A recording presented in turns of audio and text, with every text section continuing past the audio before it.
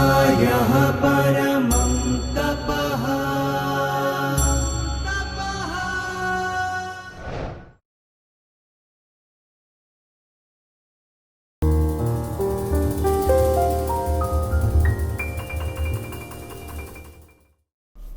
नमो नमः। भाषाप्रवेशपुस्तकस्य 41तमे पाठे अहं भाविन् पाठकः भवतां हार्दं स्वागतं करोमि। अद्य वयं तृतीया विभक्तिं पठिष्यामः। अत्र कानिचन चित्राणि क्रमेण आगच्छन्ति, कृपया ध्यानेन पश्यन्तु। बालः ताडयति, दण्डः दण्डेन, बालः दण्डेन ताडयति। बालकः चषकेण पिबति, चषकः चषकेण। सा हस्तेन भोजनं करोति, हस्तः हस्तेन। बालिका कन्दुकेन क्रीडति, कन्दुकः कन्दुकेन। इदानीं प्रश्नः अस्ति, बालः केन ताडयति? बालः दण्डेन ताडयति। बालः केन पिबति? बालः चषकेन पिबति। सा केन भोजनं करोति? सा हस्तेन भोजनं करोति। तथैव बालिका केन क्रीडति? बालिका कन्दुकेन क्रीडति। तो इस तरह क्रिया की पूर्ति के लिए हम जिस साधन का प्रयोग करते हैं उसकी तृतीया विभक्ति होती है। और उदाहरण देखें, युवकः, युवकः हस्तेन ददाति। युवकः केन ददाति? युवकः हस्तेन ददाति। युवकः दन्तकूर्चेण दन्तधावनं करोति। युवकः फेनकेन स्नानं करोति। केन स्नानं करोति? फेनकेन। फेनक के द्वारा, दंतकूर्च के द्वारा, हाथ से के द्वारा। उस अर्थ में हम तृतीया विभक्ति का प्रयोग करते हैं। युवकः वाहनेन गच्छति, युवकः कन्दुकेन क्रीडति, युवकः उपनेत्रेण पश्यति, अहम उपनेत्रेण पश्यामि। इस तरह से हम मौलिक वाक्यों की रचना करें। इदानीम् अन्यानि चित्राणि पश्यन्तु। सः छुरिकया कर्तयति। कया कर्तयति? छुरिकया कर्तयति। छुरिका छुरिकया। तथैव युवकः गच्छति। युवकः केन माध्यमेन गच्छति? गमनक्रियायाः साधनं किं? द्विचक्रिका। युवकः द्विचक्रिकया गच्छति। सा नौकां करोति। वह नौका बनाती है। किससे? पत्रिका से। सा पत्रिकया नौकां करोति। तथैव बालिका नासिकया जिघ्रति। नासिका नासिकया। अधुना अन्यानि उदाहरणानि पश्यामः। द्विचक्रिका द्विचक्रिकया। युवकः द्विचक्रिकया गच्छति। युवकः मापिकया मापयति। युवकः नासिकया जिघ्रति। युवकः स्थालिकया आनयति। युवकः कया भोजनम् आनयति? युवकः स्थालिकया भोजनम् आनयति। युवकः मालया अलङ्करोति। युवकः शीलया भवनं निर्माति। तथैव अन्यानि चित्राणि पश्यामः। पश्यतु, सुन्दरी बालिका। बालिका जलं पिबति। बालिका कथं जलं पिबति? बालिका कूप्या जलं पिबति। कूपी कूप्या बालिका कूप्या जलं पिबति। तथैव एषा चित्रं लिखति। एषा कया चित्रं लिखति? एषा अंकन्या चित्रं लिखति। सः जलं नयति। सः द्रोण्या जलं नयति। द्रोणी द्रोण्या। तथैव सः लेखन्या लेखं लिखति। अग्रे अभ्यासं कुर्मः। कर्तरी। एषः युवकः कर्तर्या कागदं कर्तयति। युवकः दर्व्या भोजनं परिवेशयति। युवकः अंगुल्या भवनं दर्शयति। युवकः दूरवाण्या वार्तालापं शृणोति। युवकः मार्जन्या गृहं मार्जयति। युवकः सम्मार्जन्या मार्जयति। वयं तृतीयाविभक्तेः एकवचनस्य अभ्यासं कृतवन्तः। अधुना वयं तृतीयाविभक्तेः एकवचनस्य द्विवचनस्य बहुवचनस्य च मिलित्वा अभ्यासं करिष्यामः। यथा अकारान्त पुल्लिंग देवशब्दः देवेन देवाभ्यां देवैः। तथैव हस्तशब्दस्य भवन्तः चिन्तयन्तु वदन्तु च। उत्तमं। हस्तेन हस्ताभ्यां हस्तैः। स्यूतेन स्यूताभ्यां स्यूतैः। इसी तरह प्रकोष्ठ बालक ग्राम हस्त वन विद्यालय वृक्ष ऐसे अकारांत पुल्लिंग शब्दों को लेकर हम तृतीय विभक्ति का अभ्यास करें। अधुना अकारांत नपुंसकलिंग वन शब्दः वनेन वनाभ्यां वनैः। तथैव गृहेण गृहाभ्यां गृहैः। मुखेन मुखाभ्यां मुखैः। तृतीय विभक्ति एक वचन में कुछ स्थानों पर नकार का णकार हो जाता है।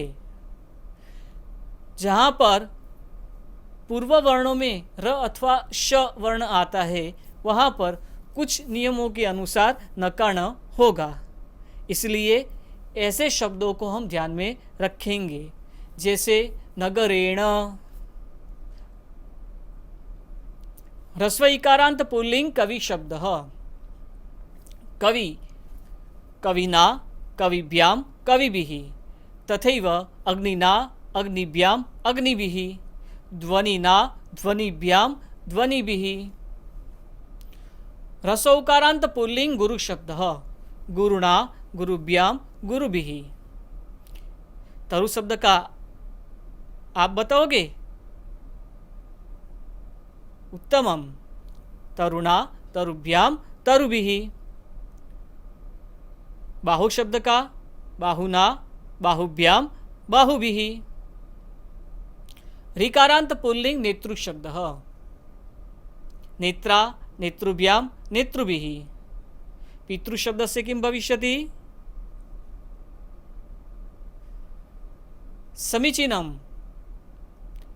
पित्रा यथा नेत्रा तथैव पित्रा।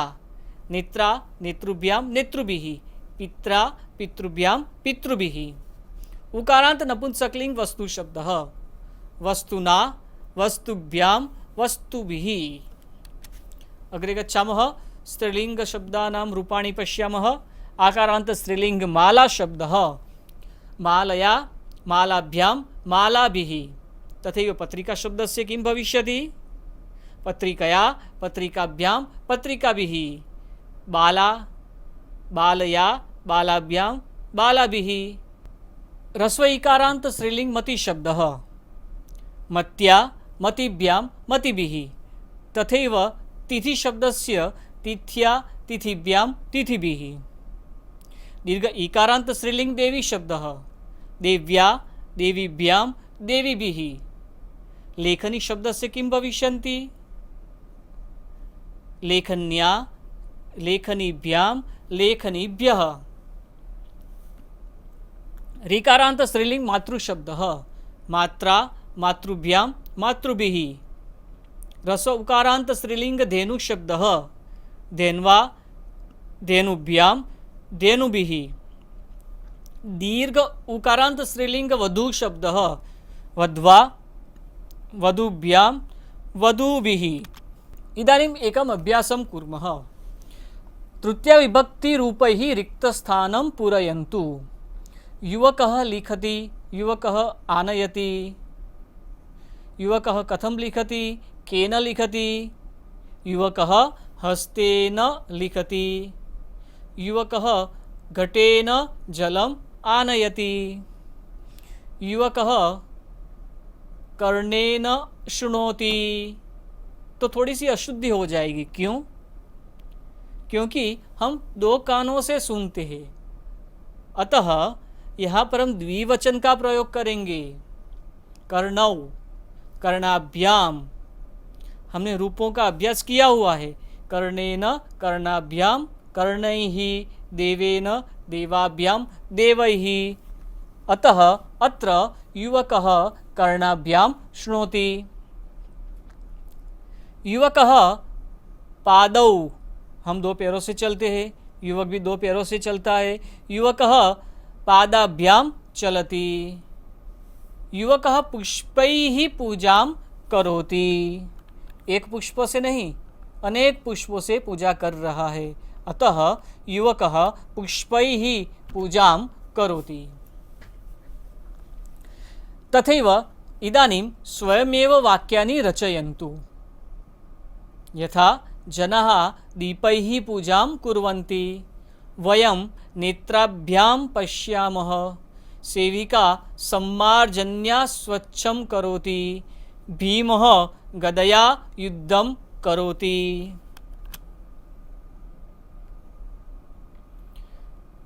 इदानीं कोष्ठके दत्तानां पदानां प्रयोगं कृत्वा यथायोग्यं यथा उचितं तृतीया विभक्ति रूपं प्रयुज्य वाक्यं पूरयन्तु।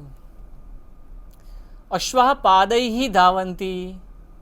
यहाँ पर पादाभ्याम नहीं आएगा क्योंकि चार पैर होते हैं, इसलिए अश्वाः पादैः धावन्ति। तथैव वयं वदामः। वयं केन वदामः? वयं मुखेन वदामः। भीमः दुर्योधनः च। अत्र शब्दः अस्ति गदे। गदे अर्थात द्विवचनं। गदा गदे गदाः। अतः वयं तृतीया विभक्तेः द्विवचनस्य रूपं स्वीकरिष्यामः। भीमः दुर्योधनः च गदया युद्धं कृतवन्तौ। मित्राणि, अनेन प्रकारेण वयम् अवशिष्टानां वाक्यानाम् अभ्यासं कुर्मः, अपि च नूतनानि वाक्यानि अपि रचयामः।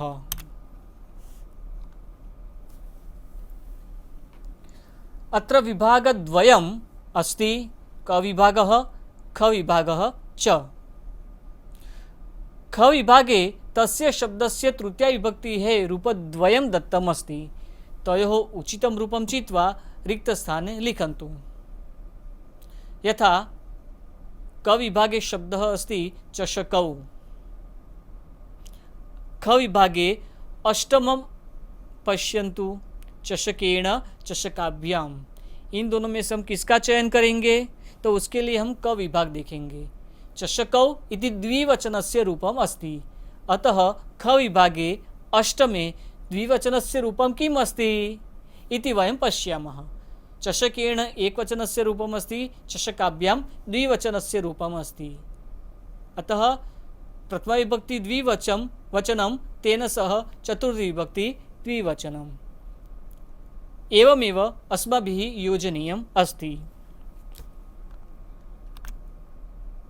अधुना वयं सर्वनाम पदानाम् अभ्यासं कुर्मः।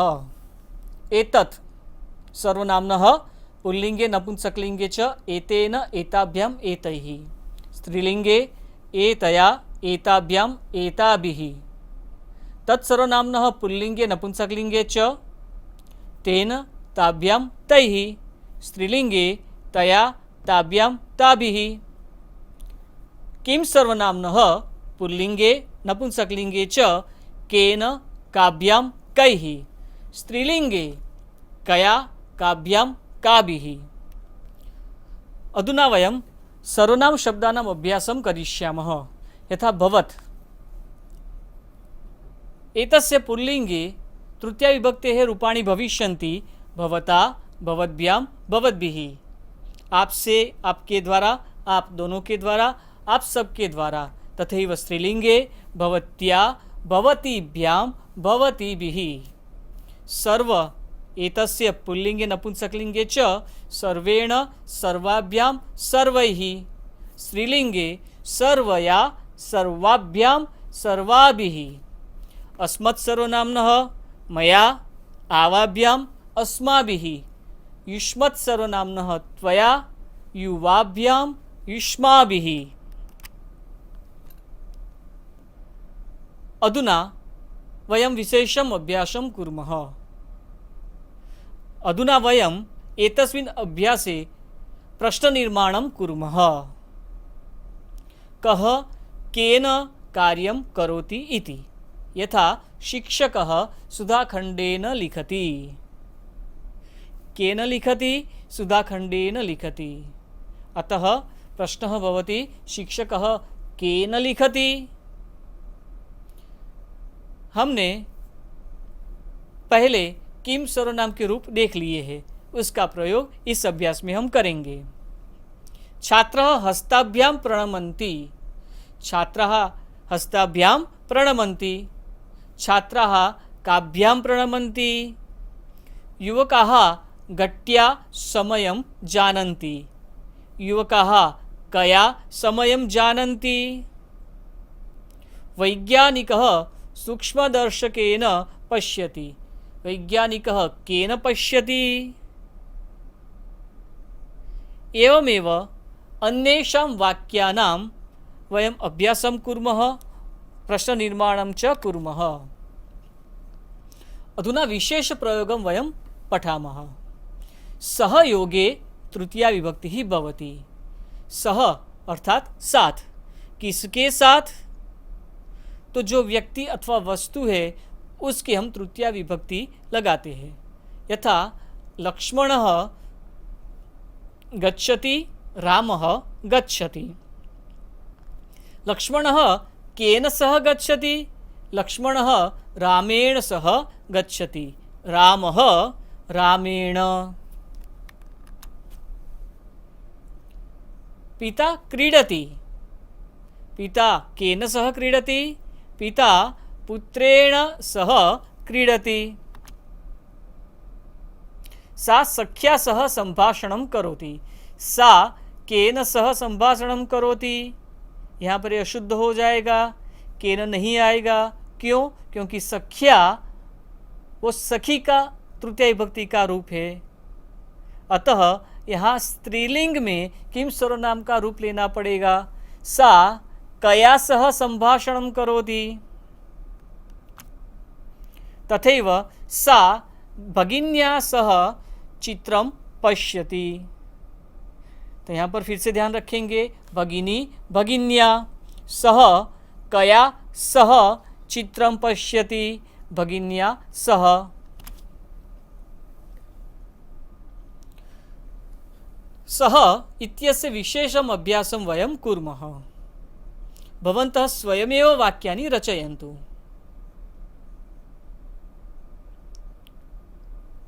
उत्तमं। राजेशः मनीषेण सह पठति।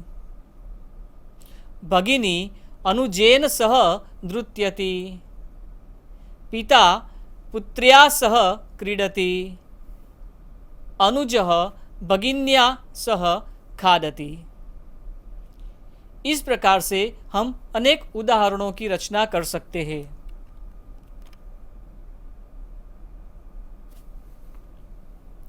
अधुना कोष्ठके दत्तस्य शब्दस्य प्रयोगं कृत्वा वयं वाक्यनिर्माणं कुर्मः। सीता रामेण सह वनं गच्छति। द्वितीयम् उदाहरणं, बालकः अहं बालकेन सह क्रीडामि। सः मित्रेण सह पठति। त्वं मया सह चल।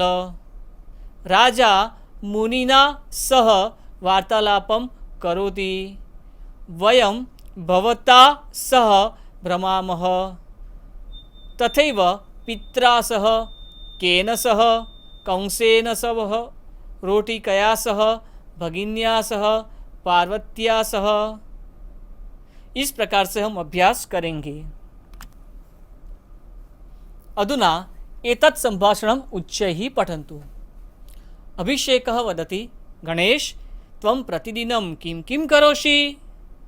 गणेशः प्रत्युत्तरं ददाति, अहं प्रातः मित्रेण सह भ्रमामि, अनन्तरं पित्रा सह योगासनं करोमि, 9 वादने भगिन्या सह पठामि, 10 वादने मित्रैः सह विद्यालयं गच्छामि। माता वदति, गणेश त्वया सह कः अस्ति? गणेशः प्रत्युत्तरं ददाति, मातः मया सह अभिषेकः अस्ति। माता वदति, आगच्छतु अभिषेक, अस्माभिः सह भोजनं करोतु। अभिषेकः उत्तमः बालकः। सः वदति, मम अद्य उपवासः अस्ति। माता, एवं चेत् दुग्धेन सह फलं स्वीकरोतु। नन्दिनी वदति, मातः मम कृते शाकं मास्तु, अहं रोटिकया सह गुडं स्वीकरोमि। माता वदति, गणेश ओदनेन सह दधि इच्छति किम्? गणेशः उत्तरं ददाति, मास्तु, अनन्तरं दध्ना सह शर्करां मेलयित्वा खादामि। मूलशब्द दधि। ध्यानेन पठन्तु। दधि तृतीया-विभक्ति एकवचन, दध्ना। अभिषेकः, अस्तु अहं गच्छामि। सर्वे अस्तु पुनः मिलामः। एतस्मिन् संवादे भवन्तः द्रष्टुं शक्नुवन्ति यत् मित्रेण सह, पित्रा सह, मित्रैः सह, भगिन्या सह, ऐसे शुरू करके दध्ना सह। एवं एतस्मिन् संवादे सह इत्यस्य विशेषप्रयोगः दृष्टः अस्ति अस्माभिः। यथा सहयोगे तृतीया भवति तथैव विना योगे अपि तृतीया विभक्तिः भवति। परन्तु विना योगे द्वितीया विभक्तिः अपि भवति, पंचमी विभक्तिः अपि भवति। अत्र वयं केवलं विना योगे तृतीया विभक्तिः अभ्यासं करिष्यामः। मीनः न जीवति। मीनः जलेन विना न जीवति। मीनः केन विना न जीवति? मीनः जलेन विना न जीवति। वाहनं तैलेन विना न चलति। तैलं तैलेन। वाहनं केन विना न चलति? तैलेन विना न चलति। माता भोजनं न करोति। माता एकाकिनी भोजनं न करोति। माता पुत्रेण विना भोजनं न करोति। पुत्रः पुत्रेण। माता केन विना भोजनं न करोति? माता पुत्रेण विना भोजनं न करोति। शुद्धवायुः आवश्यकः। वृक्षेभ्यः वयं शुद्धवायुं प्राप्नुमः। अतः वृक्षः आवश्यकः मानवजीवनाय। मानवः वृक्षेण विना न जीवति। वृक्षः वृक्षेण। एवमेव अग्रिमम् अभ्यासं करिष्यामः। सूर्येण विना प्रकाशः न भवति। प्रकाशस्य स्रोतः अस्ति सूर्यः। अहं मित्रेण विना विपणिं गच्छामि। घट्या विना समयस्य ज्ञानं न भवति। फेनकेन विना वस्त्रस्य मालिन्यं न गच्छति। रामः भरतशत्रुघ्नाभ्यां विना वनं गतवान्। वेदैः विना भारतस्य प्रसिद्धिः नास्ति। एतेन प्रकारेण अन्येषां वाक्यानाम् अपि अभ्यासं कुर्वन्तु, उच्चैः पठन्तु, अवगच्छन्तु च। एतस्मिन् अभ्यासे वयं कोष्ठके दत्तानां शब्दानां प्रयोगं कृत्वा वाक्यानि रचयिष्यामः। यथा बालः दुग्धेन विना भोजनं न करोति, लक्ष्मणः उर्मिलया विना वनं गतवान्, भोजनं लवणेन विना रुचिकरं न भवति, वृद्धः दंडेन विना न चलति, सः मया विना कुत्रापि न गच्छति। इस प्रकार से शब्दों का प्रयोग करके हम अभ्यास करें।